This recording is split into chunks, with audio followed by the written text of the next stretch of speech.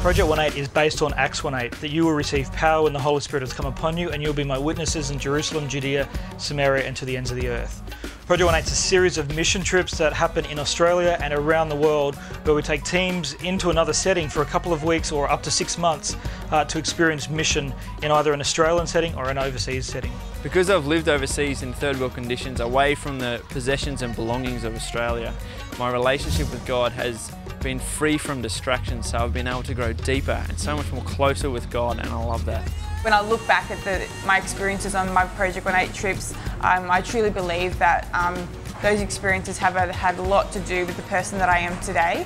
Mission Team runs 3 or 4 Project 1.8 trips every year, either at Schoolies Week on the Gold Coast or as far and broad as Africa to India, Papua New Guinea, South America. On our overseas trips, you get to experience a whole range of different activities depending on what happens in the local setting. So some of our teams have been involved in kids clubs, feeding schemes, we've had a medical team in Ghana, or running evangelism programs. The vision of Project 1.8 is to raise workers for the harvest. Jesus talks about in the Bible that the harvest is plentiful, but the workers are few.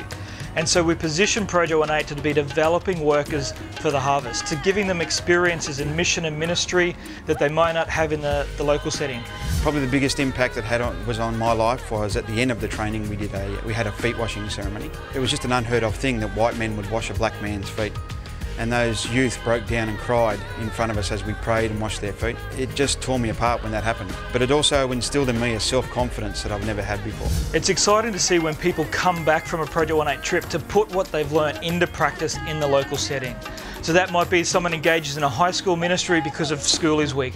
It might be that someone's engaged in kids ministry in a village in the middle of nowhere in Africa or Papua New Guinea, and they come back and engage in a kids club in their local church. The experience and the skills that I've learned overseas on mission have allowed me to be so much better equipped for doing mission in my local church and also in my community back home in Australia.